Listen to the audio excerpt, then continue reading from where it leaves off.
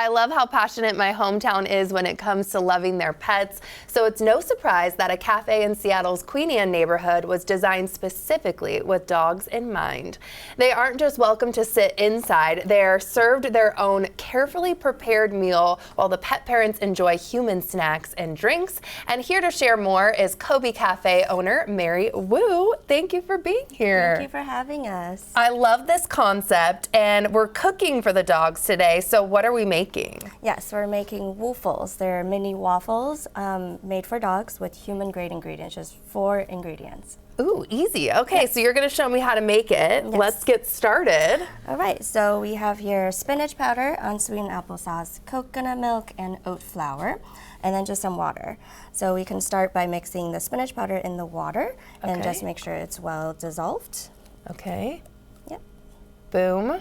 In. Very easy, yes. And then I should start whisking. Yes. Whisking in as we go. Does the water need to be room temperature, warm, anything like that? We prefer hot water so that the powder can dissolve a little bit faster, but it can dissolve easily. And this is the applesauce, right? I love that. So then humans can eat Woofles too, right? And we do have humans ordering these to snack on. There's just no sugar, but yeah, they're tasty with the coconut milk. Okay, this is coconut milk. Yep. Nice. Easy does Good it. job. And then what is the last ingredient again? We have oat flour. Oat flour. Yes.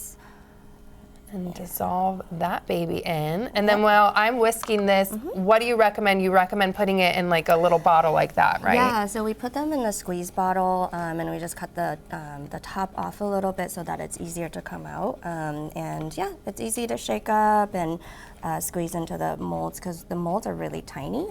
They're small waffle molds that we use in baking, so yeah. Bada bing, bada boom. Yeah, okay, pretty good. Yep. And so I moved this. You said there's a little tip here to get it to kind of the side. Yeah, go a little bit closer. A little closer? Yeah. And then you want to fill the mold about like halfway high into the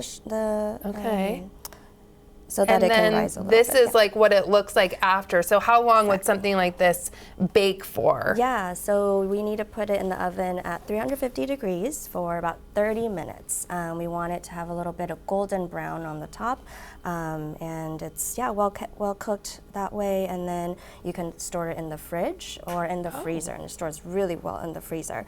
If you take it out of the freezer, you can thaw it in the fridge, or you can just rebake it in the oven for about like 5-10 minutes, and then it's ready to eat. Amazing. Yeah. Tell everyone about the Coby Cafe too, the overall vibe there. Yeah, so it's really a third place for dog parents and their dogs to socialize with other dogs and dog lovers. We created the space to be really homey, kind of like your living room, an extended living room, and we just want the dogs to enjoy themselves while the humans are able to enjoy food and drinks in the space, and the dogs can also enjoy our dog menu. Yeah, what else too did you bring today? Because these are some of the drinks that humans can enjoy. So what are all of these that you brought? Yeah, so the 3 drinks in the middle are human drinks. So we have matcha. This is our strawberry matcha, made with homemade strawberry puree. It's not very sweet.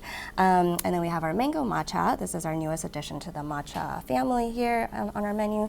And then this is our iced latte. And we source locally from Anchorhead Coffee for the beans, and then matcha powder is sourced locally from Miro Tea and Ballard. Oh my gosh, while I'm taste testing too, you obviously are a cafe where you prepare food for dogs and humans. So talk to me about how you guys are health department approved. That's obviously super important, and I'm diving in. Yeah, so for the health department approved part, we have to make sure we separate where the dogs hang out from where the food is prepped, so that we avoid cross-contamination. And the way we do that is we have a full wall separating the 2 spaces, the dog lounge and also where the food and drinks are prepped.